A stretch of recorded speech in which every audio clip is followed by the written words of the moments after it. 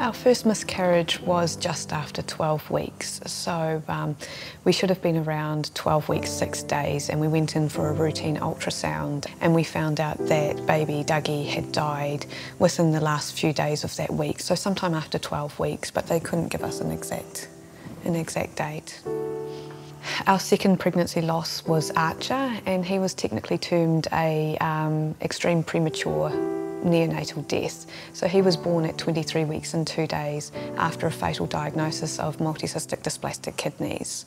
So to have the two different losses at different stages and have them recognised very differently was quite an interesting experience for us.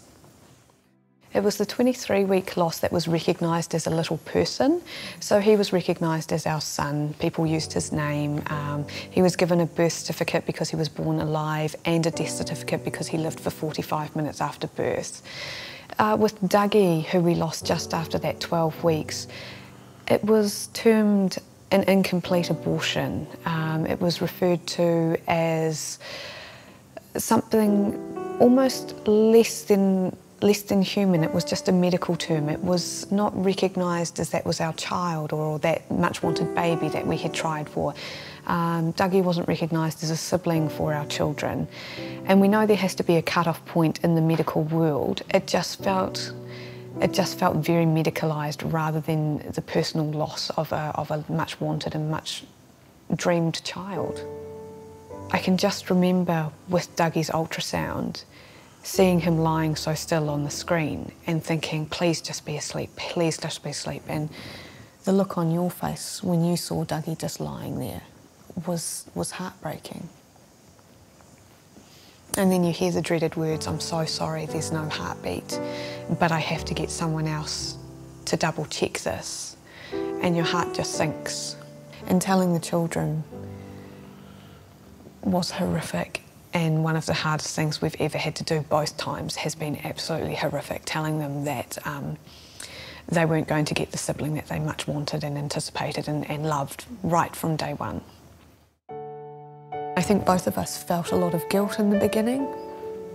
There was guilt, there was a sense of failure for myself that I had failed to do what's so natural, to carry a pregnancy to term. And Cam felt this sense of failure that he couldn't protect me from this. Recognising that Cam's loss was just as significant as mine was really important to me because he's the only one that can ever personally experience knowing what it was like to lose our child. He's the only other parent and the only other person in the world who knows what it was like to lose our beautiful children. I got a lot of support from everybody for like a few weeks, and then to me it felt like everyone was like, all right, you've had your time, now, you know, back to it. But in fact, it was actually getting worse by that point for me, which was, you know, it was a bit hard to,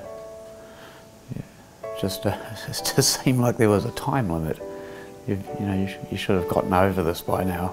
But there's not a lot of support out there, and it's like quite horrible to think that there must be like literally stacks of people out there that have gone through this sort of thing without anything. No one in our immediate circle at the time had actually experienced a miscarriage or pregnancy loss when we went through the loss of Dougie. So I didn't know anyone that had openly talked about loss or the fact that they had carried a child that hadn't made it to term or that they had experienced bleeding or miscarriage. And shortly after we lost Dougie, we made friends with someone that had gone through previous miscarriages before. And there was such a sense of relief that finally I could talk to someone on a personal level that understood not exactly our situation, because every pregnancy loss is very, very different for every person, but could understand a lot of the stuff that I was going through. So when we were pregnant with Archer, we made it quite public quite fast that we were expecting. When we found out that at the 20-week scan that he was not going to live, we made that very public very fast. We documented the journey of loss with Archer, so we let people know about the funeral planning. We had a maternity shoot to take photos of me while I was still pregnant with Archer. We arranged for castings of Archer's hands and feet to be done when he arrived. And so we had all of this very public knowledge of our loss and the things that we were doing with it. So friends were chipping in with ideas that we could try if we wanted to. And some of those ideas became vital for us. So one of the ideas that a friend had was for our children to write messages of love on my tummy before we went in to have Archer. And that was a really great way that by sharing our experience we got to make these memories with our children that we would never have thought of. And it was only through making our journey public that we got these ideas that made beautiful memories for us that we are eternally grateful for. There have been times where people say to us, it must have been so hard losing Archer, much harder than losing Dougie. The differences in our losses were huge and they can't be compared. And the loss of Dougie was so hard and the loss of Archer was so hard. Whether you lose that baby at 4 weeks, 6 weeks, 9 weeks, when doesn't actually matter. It's the fact that you've lost that baby. What we found best for ourselves was to have people acknowledge our loss. So to tell us, I'm so sorry. And if they didn't know what to say, you know, we said to them, it's okay to tell us that you don't know what to say. I just think it's important that you know that it's okay to feel bad. Yeah, go see people for your help, enjoy it, that they're helping, and make it okay to need help and to get it.